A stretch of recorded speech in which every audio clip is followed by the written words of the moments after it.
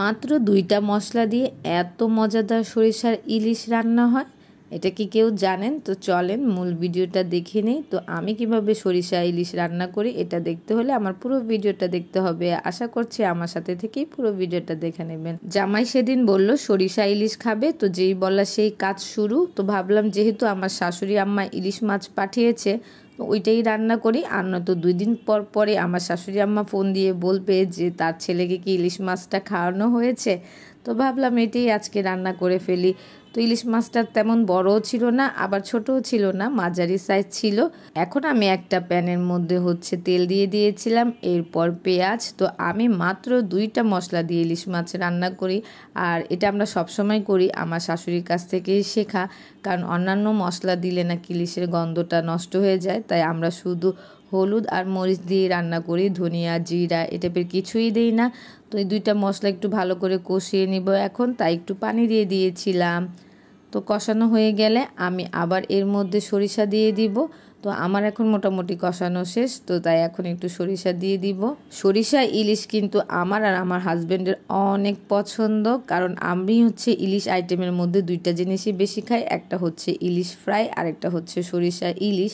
তো অনেকে বলে ইলিশের পোলাও নাকি অনেক মজা, বাট আমি একবার খেয়েছি, তেমন আহামরি কিছুই লাগেনি, তাই খাই না কথাটা ঠিক না, মানে শখ করে আর বানাই না, কারণ যেহেতু তেমন একটা মজা লাগেনি। তো আমি 2 টেবিল চামচ সরিষা দিয়ে সরিষাটা কষিয়ে নিয়ে এখন ইলিশগুলো দিয়ে দিচ্ছিলাম একে একে। তো আমি সব ইলিশ দিয়ে রান্না করিনি, কারণ আমি কয়েকটা পিস রেখে দিয়েছি। আমার অনেক ইচ্ছা আছে যে আমি ইলিশ পাতুরি খাবো, মানে ভাপে যেটা রান্না করা হয় কলা পাতা দিয়ে। যদি রান্না করি অবশ্যই আপনাদেরকে দেখাবো, আপনাদের সাথে শেয়ার করব। আর এখন ইলিশটা ভালো মতো কষিয়ে নিয়ে সরিষার সাথে কাঁচামরিচ দিয়ে এখন লাস্ট পানি দিয়ে দিব। আর পানি দেওয়ার পরে আমি কিন্তু মিডিয়াম আঁচে এটাকে হওয়াবো, আর বেশিও পানি দিব না, কারণ আমি ইলিশ এত বেশি একদম সিদ্ধ করে ফেলি না। তো যতটুকু প্রয়োজন ততটুকু দিয়ে তেল উঠলেই নামিয়ে ফেলবো। তো এই তো ফাইনালি আমার ইলিশ রান্নার ডান। তো এখন আমি বেড়ে নিব, কারণ আমার হাজব্যান্ড খাওয়ার জন্য অস্থির হয়ে গেছে। ওর নাকি অনেক ক্ষুধা লেগেছে, আর এমনি তো ও রান্না করতে দিলেই ওর ক্ষুধা লেগে যায়।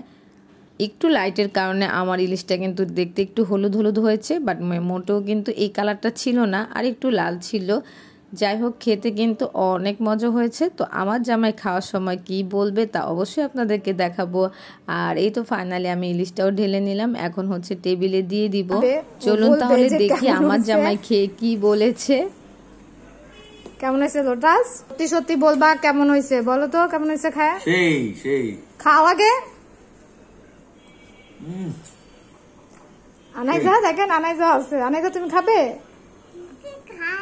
মাছ খায় বাবা, সরিষা ইলিশ খায়, বাবার ফেভারিট। সত্যি সত্যি ভালো হয়েছে। তো আমার জামাই তো রিভিউ দিয়ে দিয়েছে, ওর কাছে নাকি অনেক মজা হয়েছে। ও বলেছে বেস্ট ইলিশ সরিষা খেয়েছি। আমি কিন্তু একটুও বাড়িয়ে বলছি না। এরপর আমি কি রান্না করেছিলাম আজকে তাই দেখিয়ে দিলাম আপনাদের। তো আজকে এ পর্যন্তই। সবাই আমার পাশে থাকবেন ফলো দিয়ে। যদি ভিডিওটি ভালো লাগে, আল্লাহ হাফেজ।